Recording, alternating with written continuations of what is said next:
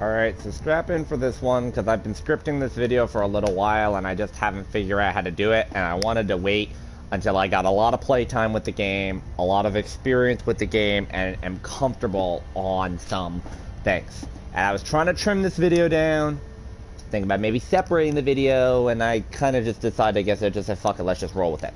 So let's start with the first thing. I have a ton of time on D2 and D3.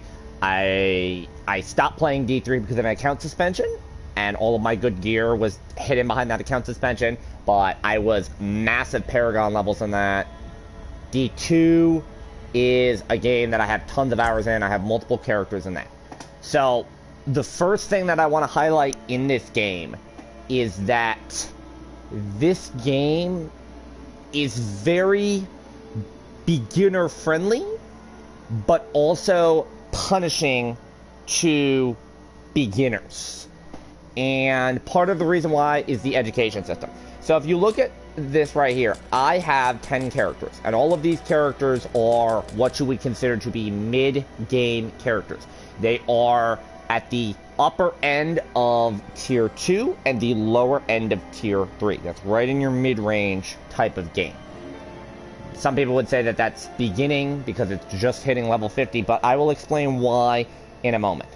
The reason why I'm here is there's a little issue. If you notice, I have a sorceress, a barbarian, a barbarian, a barbarian, a necromancer, a necromancer, a druid, and a druid.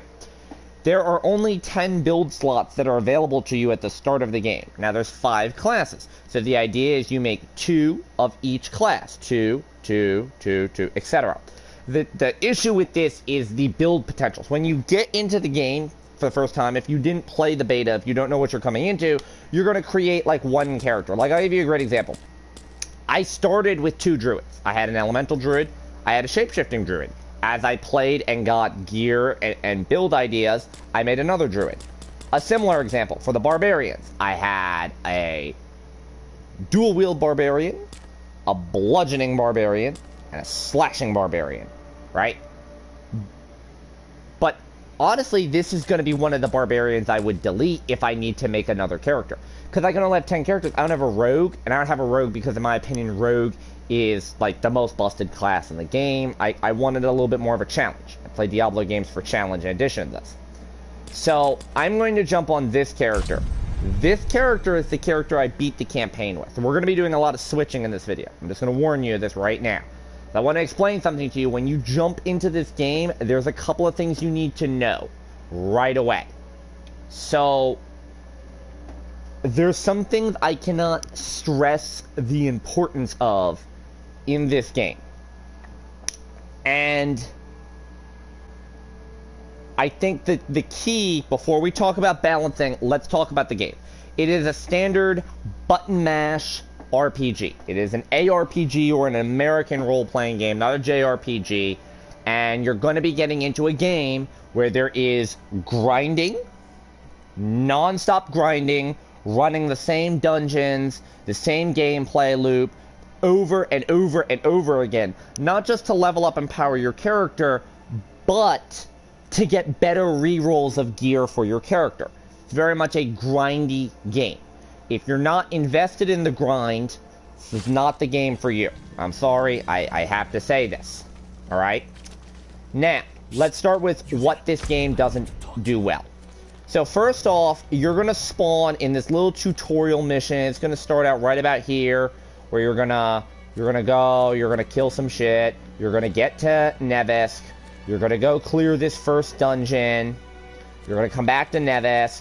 You get ambushed. You're moving the plot along, and then you're gonna have to go meet this dude's house over here. This lore-ass dude. You're gonna have to get to his house. Some more cutscenes, some more talking. You get to Kivishad, which is your first main city. While you are doing this stretch of the game, you cannot be partied up. You are not online at all. You're in a basic mini tutorial. Once you get to Kivishad and you send Lorath on his way, the story officially starts. Now, there's a lot of things. You're not going to be able to use the occultist. You're not using gems and amulets or the jeweler. You're not going to have any real gear for the stash or anything like that. You're not really, what you're going to be doing, you're going to be running like blues and commons. I doubt you have a yellow. You might have gotten a yellow off a dungeon. I doubt it. Your build is just to start developing, right? At this point in the game just massively opens up to you. Now, you see how much of this map is filled in? This is the character that has the most of the map filled in. This is not what a character is going to look like. You will literally only have this small area around Kivashad right here revealed. This is what your map is going to look like at the start of the game. And if you're going to look at this whole map, you have to fill this in on your own. You might say, well, that seems like it's a lot of work. It is a lot of work. Is it necessary? Absolutely. This character of mine can literally go anywhere and do anything that I want to do. If there's a stronghold I want to clear, if there is aspect dungeons I want to clear, if there are Tree of Whispers that I want to clear, if there's Helltide or like a Legion event that I want to clear, I can go do that on this character. Huh. Funny, I actually don't have Blackwater unlocked with this character. I'm gonna have to go remedy that before I get off tonight. Anyways, so let's start with what you're doing. The game's going to show you, you've got side quests you can do, which are marked by this, or you can do the main quest. The main quest is going to send you down here, it's going to send you over here, it's going to send you over here, and then it's going to send you over here, and then it's going to send you over here. You're going to be bouncing all over the place for this game, for the side quest, for the main quest. And you're going to want to do other things. You're going to want to do side quests. You're going to want to do aspect dungeons. Don't do any of that. You need to blow through the campaign as quickly as possible. Reason number one is this campaign is very long and tedious. Act 1 takes place in Fractured Peaks. You're pretty much staying in Fractured Peaks, this region of the map. You're going to be doing a lot of running around and backtracking. You go over here, you go over here, you go over here. You're going to need a blessing. So you go over here, she tells you need to complete this ritual. So you go here and here and here, and you go over here. And he doesn't give you the blessing. You go back and tell her that, and she says, oh yeah, him not killing you is giving you the blessing. So then you gotta go over here, you gotta search for this person, and then you go back over here, and then cross the dungeon. There's a lot of just running around and backtracking in one region, a lot of listening to conversations. It can be very long, it can be very frustrating. And then you go to Act 2, and when you go to Act 2, what you're going to do? You're going to go over here, you're going to talk to this dude, you're going to go over here, you're going to talk to this dude, you're going to defend this person, he's going to send you, you got two places you can go to Timur, and you can do this dude's quest, and you kill him, and you come over here, and you do Druid in the Mountain, and you kill this person, which is the first difficult boss fight of the game, in my opinion. I think this is really the first boss fight in the game where it's going to be a brick wall. And you come back and report to this dude, and everybody's dead, and you come back and you clear over here. And then you come over to Serger, and you fight, you defend Serger, and there's another cheap death for no reason. People say Astaroth is a difficult boss. I think Druid on the Mountain was harder for me. But, right? Then you come over to Kedbardu, and you complete this quest line, you go here, and you kill this dude, and you go here, and you search this area, and you go here, and you kill this area. Come back and do an autopsy. It's just a lot of running around. The first 3 acts of the game are literally just taking place in the first 3 regions of the game that you can unlock, and it's just running around, fetch quests, reporting back to people, killing bosses. It's long, it's tedious, it's boring. You're going to want to be distracted by side quests. Do not do them. Do not do them. I'm not kidding. Main campaign your way through on one character, and one character only. When you complete Act 4... When you start Act 4, you will finally get access to the mount. Now, the mount is a double-edged sword. This gives you the ability to come onto your horse at any point in time. You get on your horsey, and you just ride around. You don't have to walk around. You're not on foot everywhere. Here's a problem. When you get your mount, you are not going to want to get off your mount. Because if you're speedrunning this game, you're about 4 hours in. If you're not speedrunning this game, if it's your first playthrough and you're taking it casually and you're doing side quests and dungeons, you're about 10 to 12 hours in at the game at this point, and you're thinking you're at the end of the game. You're not at the end of the game. You are not at all at the end of the game. And the game is very quick to remind you of that. So back to your map. So the funny thing is, the majority of this map you're going to discover on your own. You're going to discover most of Fractured Peaks, most of Slaw's Glen. You're not really going to discover this northern stretch right here. You're not really going to play over here. For Kedbardu, you're going to discover most of this stretch of Kedbardu. You're going to get Alzuda and the PvP area just because you're trying to get over down here. And it's easiest to do that. I will warn you right now that this is a trap for new players. Alzuda is not friendly to new players at all because this game is always online. There is no... Come on, if you look right now, I can bring up the social tab and you can see local players. Like, these are all characters that are near me. Meaning, you are not going to be alone. You're not going to be alone in this game. The PvP, there's no way to play solo offline like there is in previous Diablo games. It's always online. You need to be prepared for that. This PvP area is one of the ways other players can kill you. Now, you'll need this later, but when you're first starting the game, the only time you want to be at Alzuda is to quickly cross through on horse, get to this side, and get to Girandi. That's what you're looking to do. And the reason why you need this waypoint is so it's easier to get to this waypoint, so it's easier to get over here, and it's easier to get over here. That's primarily what you're looking to do. You're just looking to bounce around between these areas for waypoints. And then Act 4 is long, and then Act 5, you're in Zarban Zed, and you're doing all this stuff right here. The tedious-ass Tree of Whispers quest. The Tree of Whispers, by this point in the game, by the time you're over here doing Tree of Whispers, and you're killing Elias and stuff like that, you are just tapped out mentally playing this game. Because this is not what you want to do to progress your character. This story is a generic Diablo story. Good quality cutscenes, voice acting, storytelling, but the writing is terrible. It's a standard Diablo experience. Whereas D2 is more of a create your own adventure, and D3 is much more scripted. This is the scripted D3 approach, but with the tediousness of a D2 script.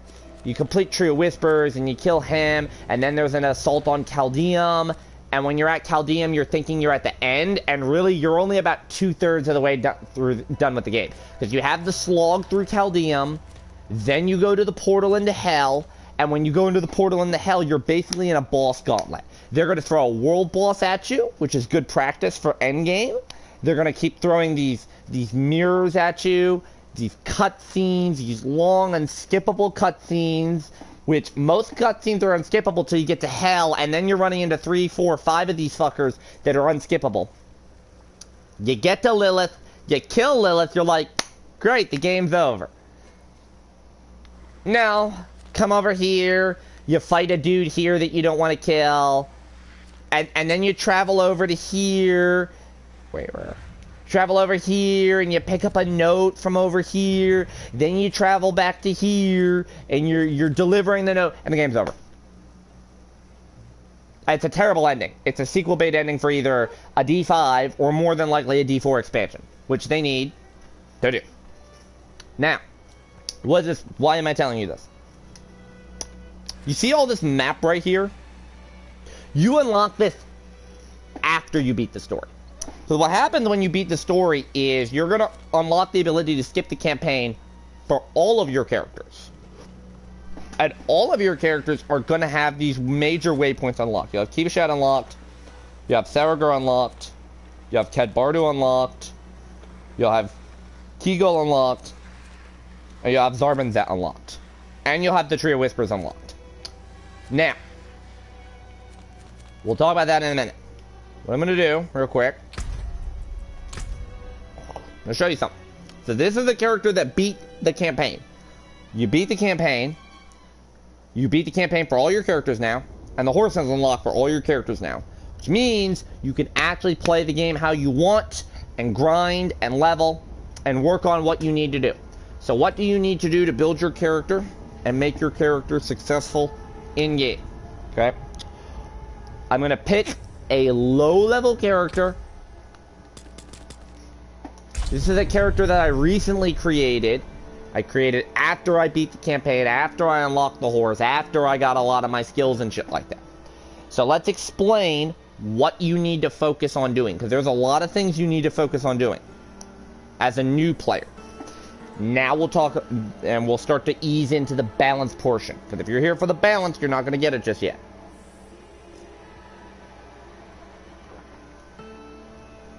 Okay. Let it load in. This game is very tedious. Now when you get to the grinding section of the game, you're into the fun stuff. So this is a new character, right? This is what I have unlocked. This is it.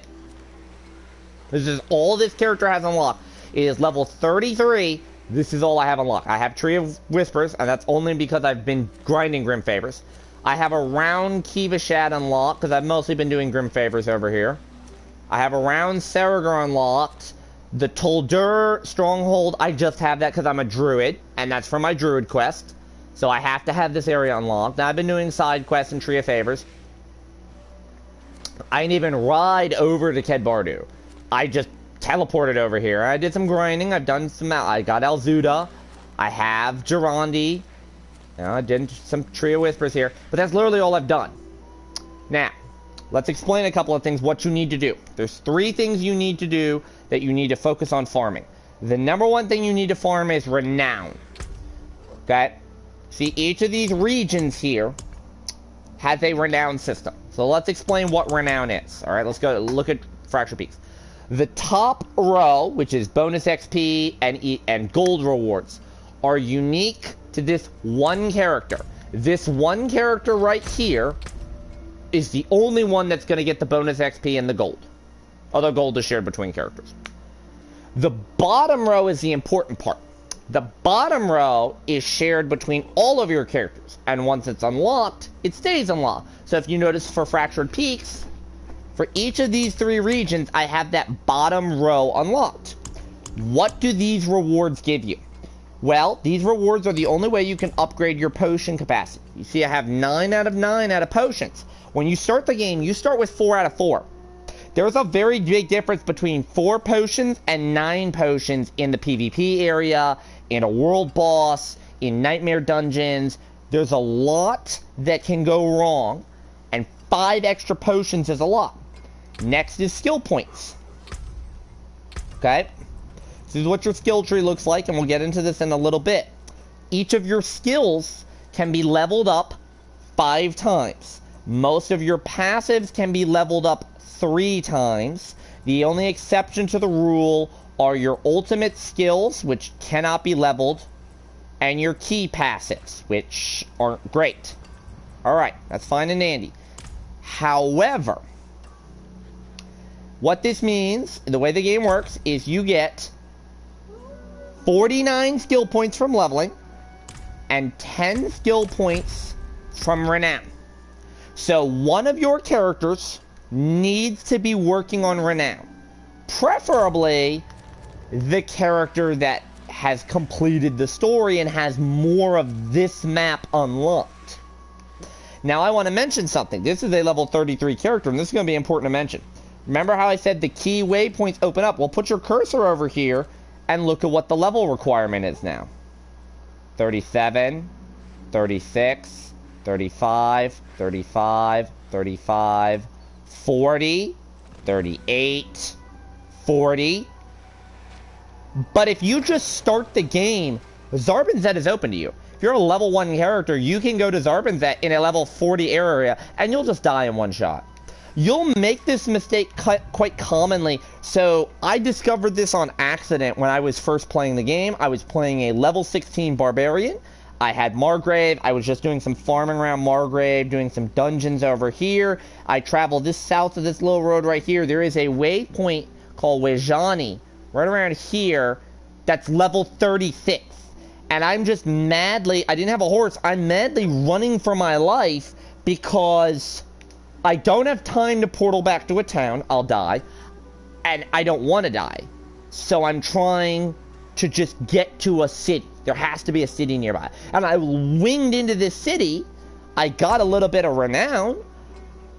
But it's like, why does this exist? I don't understand why there's a level cap when you've beaten the campaign to keep players from doing this. Let's say I want to do Grim Favors over here. Let's say I want to do the Grim Favors that are over here. I cannot do that on a new character. So it kind of level gates you and keeps you in an area. Kivashad is your area for levels 1 through 25. Slosglen is your area for levels 10 through 30. Cadbardo is your area for levels 15 through 35. Hazar, really you shouldn't be over here until 30 at the absolute earliest. It says like level 35 and level 36. You shouldn't be over here until at least 30 at a bare minimum. Let's say 30 with a good build, 35 with an okay to bad build, into like range 50. And then you have Kazakhstan, which, yes, the eastern part of Kazakhstan, because it's campaign driven, is low level. It's around the same as Hazar. But the rest of the region is not. 45, 45, 45, 45, 45. They say this is 33, but that's because it's a PvP area. This is a PvP area. So, you can't even work on the renown for these regions until your character is a high level. And so then you have to just, as soon as you hit, say, 35, you have to bust ass over to Hazar, start grinding to get the region up before you hit 45, and then you immediately have to come over to Kazakhstan and start grinding it up. And you're going to come up with your own names for everything. This is Kazakhstan, this is Dry Steeps, this is Snoot Glen, Fractured Peaks, Hazar. You're going to make up your own freaking names. This is Zarawak, Zebstrika, Zorark, whatever Pokemon you can think of that starts with a Z, you'll start calling this. This place becomes Seagull. What the hell is the name of that lotion? Ceramide. I'll start calling this place Ceramide on occasion. Like, you're gonna come up with your own names for the places over here because they're just not forgettable. They're not easy to pronounce. So renown is the first thing you obviously want to work on because of the skill points, because of the potions. So what are you working on after that? Well, now there's something called collection. So you have something called the Codex of Power. What the Codex of Power does is it unlocks a series of legendary aspects that you can put on your gear to turn yellow gear into legendaries or to change what your legendaries are. But they always roll as the lowest possible roll. Which is another thing. You need to press options. Wait, sorry. You go to options, right? You need to go over to gameplay, and you need to turn on advanced tooltips. These always need to be on, and the fact that the game doesn't do it by default is kind of a problem. So what advanced tooltips do, if you look at this, you see how this piece of armor right here has a range on the intelligence. It says intelligence 17 through 25. That is showing you the roll of the range, meaning that range, that's what you would call a low roll. Similarly, look at a piece of legendary gear. Let's see what I got here. Alright, Earth skills deal 62% more critical strike damage to crowd control enemies, but the range is 60 to 80%, meaning this is a low roll of it. This is very important to note. If I am playing the game, I need to go and unlock these Codex of Power entries. Why do I need to unlock these Codex of Power? So I can come over to my Occultist. I can take this yellow boot and put an aspect on it. It costs money and resources, but look, now the yellow boot has become a legendary boot, and it gives me that effect. But that effect will always be the low roll. But the reason why you're doing it is because it's better to have the low roll aspect than none at all. It's just an extra thing. Now, one thing to note is you don't want to get attached to your gear in this game. The legendary drops in this game are terrible, by the way. I'm just going to mention that there is... This is Margaret. Yelzna, if you're over here and you discover Yelzna, and you do the quest, and you're at the end of Act 1, and Vigo dies, Vigo's amulet is legitimately going to be the first legendary for most players in the game. I got distracted. I did side quests. I avoided the story like the plague because I was tired and bored of it. My first legendary didn't drop until the late 20s. So if you don't do the campaign, your legendaries don't drop. And now you see I'm at the point where I just have legendaries dropping out the ass and I can't use them. So, you want Codex of Power because it'll gradually build your character up. And some of these are kind of necessary if you look. Where is that? Let's say you get this, right? This is a low roll right here. I would rather have this low roll on a piece of gear than not having it on at all. So if I need to get a better helmet, I'll just take and put the low roll on it to make the helmet better, even though it's the low roll of the aspect. So you need that Codex of Power for that. And if you look, the Codex of Power takes forever to grind. There are 115. How do you do codexes, by the way? How do you complete that? See these dungeons right here? These are called aspect dungeons. You have to complete this whole dungeon, which is anywhere from 15 minutes to an hour per dungeon, and then you get this reward at the end. Now, anyone in your party can do it, can beat it, and claim it for you. So, if you want to, you can just get a group of 4 people together, and all 4 people do 4 different dungeons at a time, and they can unlock it for each other. But you're also going to be doing these dungeons a lot for the third thing you need to grind, which is your Tree of Whispers. So, Tree of Whispers is something that unlocks in the post-game. It's this area lower, this little area right here. There's literally a waypoint and the Tree of Whispers. Now, this bar on the screen will appear at the bottom. Alright, so let's explain what you can do. You have these little missions right here that give you 1 Grim Favor. These are simple as clearing a cellar, finding a corpse and killing a boss, killing a specific type of enemy a number of times, killing 100 enemies, dropping them into this node, and then you fight 3 bosses and that gives you 3 favors. Or Aspect Dungeon, which will give you 5 favors. But it does have to be completed before the timer runs out. You could also earn favors from World Boss spawns. If a World Boss spawns and you do it, you get 5. If you do a Legion event, you can get, I believe it's 3 from Legion events. I think the Legion events are 3. Right? So you can earn Grim Favors that way. When you get 10 Grim Favors, all of your Tree of Whispers lock. You come over to the tree, you grab your cash, and it's guaranteed to have yellows. So if you're a low-level player, you are guaranteed yellows. So this is how I literally grinded this character up. I was just running around this region doing Grim Favors for the Tree of Whispers. And the reason why I did that is because you get experience from it. You get a big chunk of experience when you turn in the tree, and you're getting gear. This is the best way to level your character. If you look, most of this gear that I have on is acquired from the Tree of Whispers, whereas the gear that's here in my inventory locked is from the other druids that I played. So, as I'm gradually progressing through the game, that's what I'm doing. So those are the 3 things you need to focus on. Renown, Codex, Tree. Now, let's talk about some of the problems. First off, this game is unfortunately very gear-driven, and it's hard to talk about builds and character balancing, because most people talk about character balancing. Let's talk about character balancing for a minute. People say Druid is a terrible class to play. Druid is one of the worst classes in the game. It feels terrible to play. You can only run one build. 90% of Druids are either running a Tornado or a Pulverized build. Tornado on its own is terrible. Why would you say that? You don't control this skill. You just cast it. It does whatever it wants to do.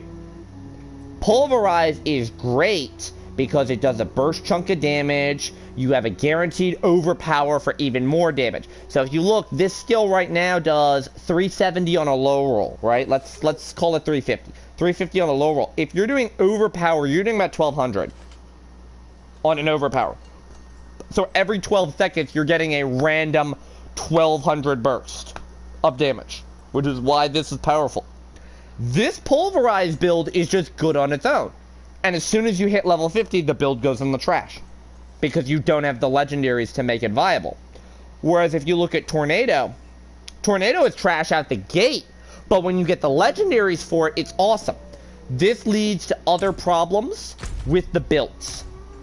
Now, one thing I want to highlight, and this is probably the biggest issue that I have with this game, is that the build that you are playing, sometimes you have to play a nerfed version of it to be viable until you can randomly luck out and get another legendary spawn.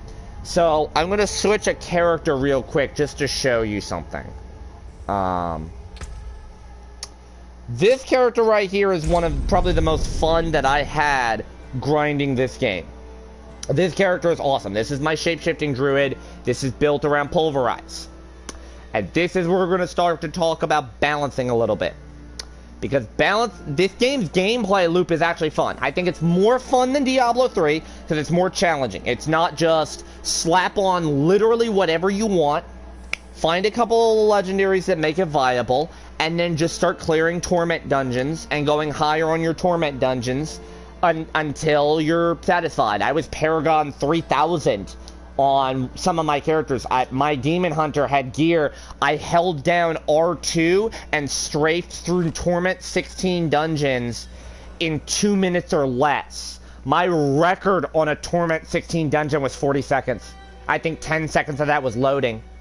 Like, I could clear dungeons like it was nothing. That game was broken. That game was all about power. Then you get D2, and D2 is a slog because what you're doing for your abilities is you are finding a skill you like, putting 1 point into it to access the skill behind it, because that skill sucks. You don't want to waste your points on it. And so then you're upgrading the point behind it, and you max that up to 20, and you find good gear. Okay, that's how that game played. Now I'll show you something here. You see this staff right here? This staff is a 918 damage per second staff. I had this staff sitting in my inventory for about 10 levels. Couldn't run it. I tried to run it. I couldn't run it. Because, you see this aspect right here? This aspect is necessary for my build. Pulverize creates a shockwave that travels forward and deals X amount of damage, percentage of damage to targets in its path. I didn't care about the roll on this aspect. I literally just needed that legendary aspect. And that legendary aspect was on my old piece of gear. Okay? Now, let's start with a couple of things. Number one, attack power is bullshit. Attack power does not matter. It feels like it matters. It doesn't really matter at all. You kill enemies and you see how it feels based off of that. You can clear progressively harder dungeons. That's what you're really using to determine your strength. Now, if you're looking at this skill, this right here, you're gonna say, "Wow, this is a good weapon. Why couldn't I use it?" I was using a staff that had 650 damage per second on it. That was the damage per second on the weapon, 650, because it had this aspect on it. I was doing more damage than this 900 with 250 points stronger damage, and I was dealing less damage because I didn't have that aspect. If I didn't have another copy of this aspect. I did not have another copy of this aspect. It was only on my two-handed. I had to stay with that same shitty two-handed weapon until I got another copy of it. So you will have to play progressively weaker builds until you can randomly get another copy. This is why Codex of Powerful is so strong, because Codex of Power will give you a copy, any one of your skills that you want, at the lowest possible roll. If it's mandatory for your build, the lowest roll is better than nothing at all. Now, other things that we need to talk about. So, legendary aspect, now that you see the range on the roll, let's look at legendary aspects. I don't have an aspect in my inventory. Fuck. Alright, I need to go over to the stash.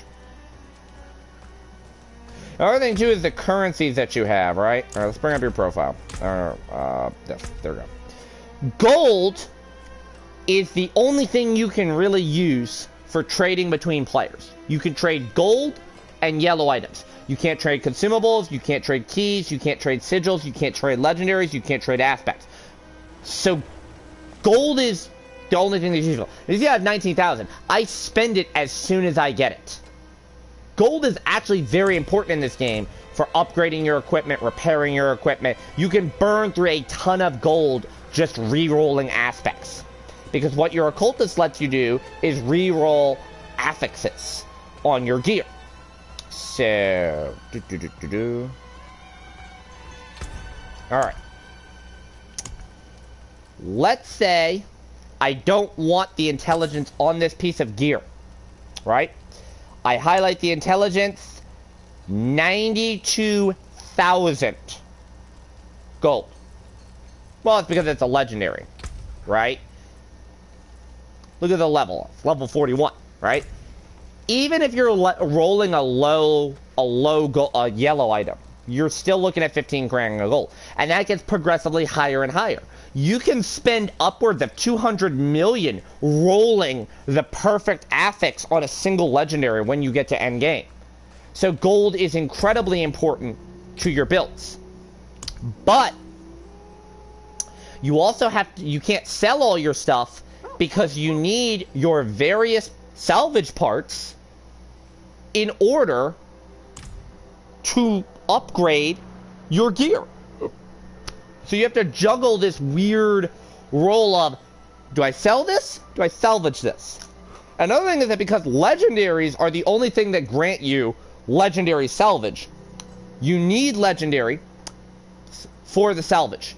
But you also need the upgrade to them. So let's talk about aspects now. That's gonna, and stop getting sidetracked.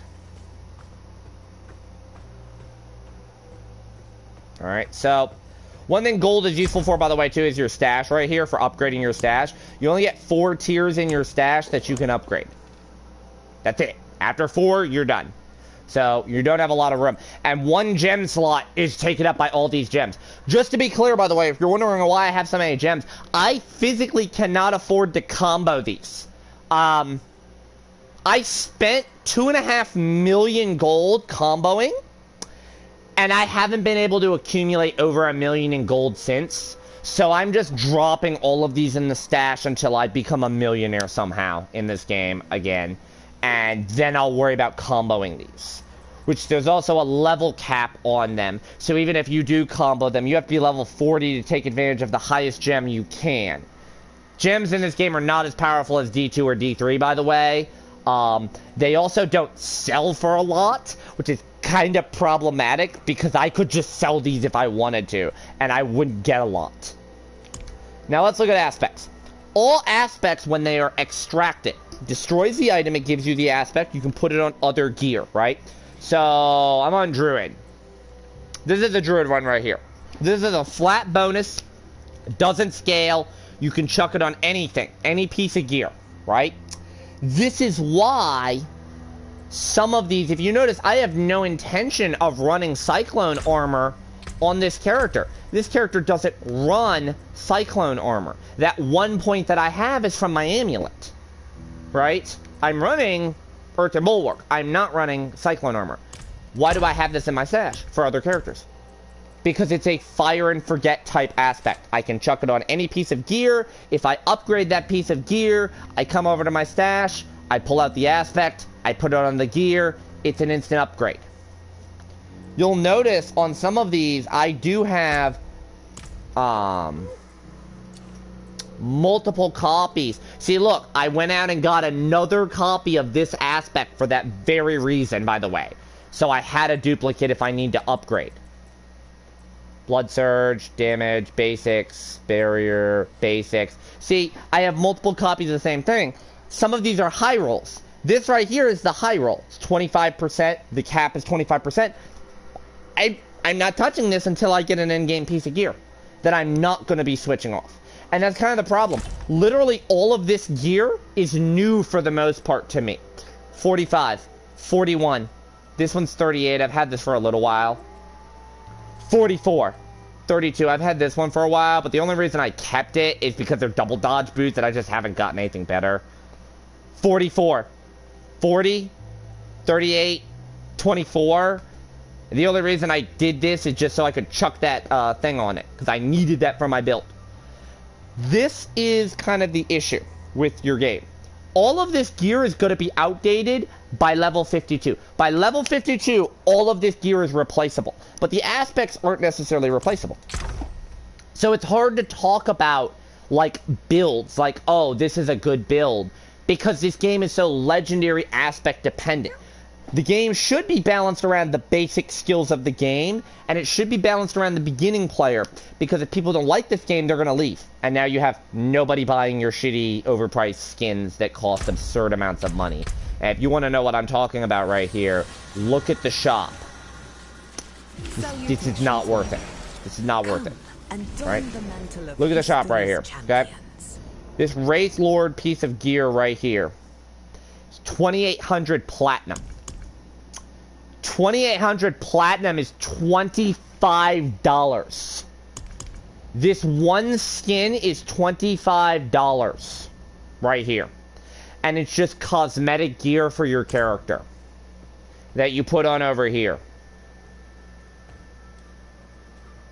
Yeah, it's not great microtransactions, right?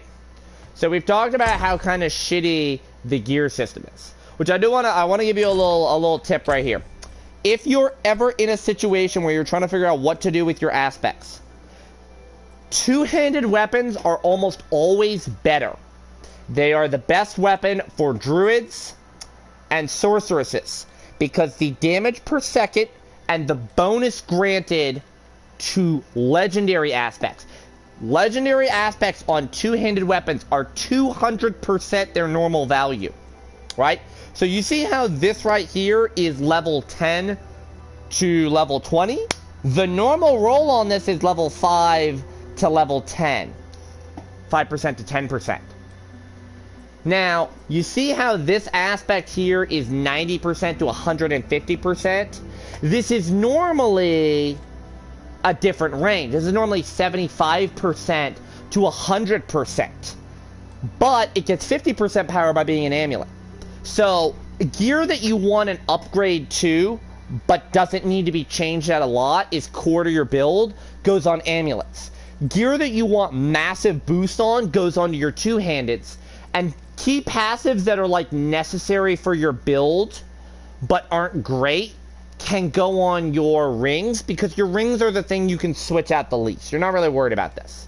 Another thing, too, is that there are different types of gear that benefit different things. For example, there are pants that grant you movement speed when you are injured and use a potion. There's pants that give you a barrier when you use a potion. There's boots that give you double dodge. There's boots that give you triple dodge, quadruple dodge, quintuple dodge, sextuple dodge. There are boots that give you cooldown reduction on your dodges by getting kills.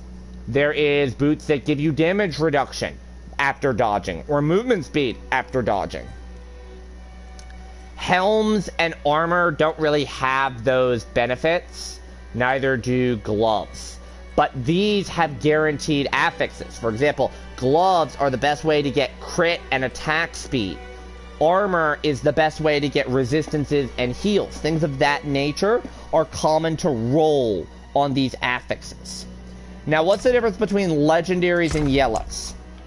Legendaries are valuable because what legendaries do is they grant you 4 affixes, whereas yellows only grant you 3. So, you could, like this right here, this, the Mashif Sword, I could take this affix, I could put a legendary on it, and I get a free affix. It becomes something different. And you'll notice that with most of my gear over here, most of this gear was not legendary in the first place. But it grants a bonus affix just by putting a legendary on it. You see this one right here, this right here was a yellow, because it only has 3 on it. So you have to be very careful about how you make your builds. Now, sacred gear can be upgraded at extra time. You notice how this can be upgraded. This has 4 out of 4. It can be 5 out of 5 if it's sacred. This is a unique. Uniques cannot have their legendaries changed at all. They're unique to that character. This ring, by the way, is the ring you're guaranteed to get after you complete the campaign. From killing Lilith, you get this ring on any character you kill Lilith with. But it being a unique, you can't really change anything about it. So you kind of have to roll with it. If you like a unique, which is based on your class when you get them later on, you will want to run it, but you can't make changes. So you have to determine if it's worth it or not. If you look at some of these skills right here, this is great for another character, chuck it in the stash, deal with it later. This is great for another character, chuck it in the stash, deal with it later. Alright? You kind of have to do that.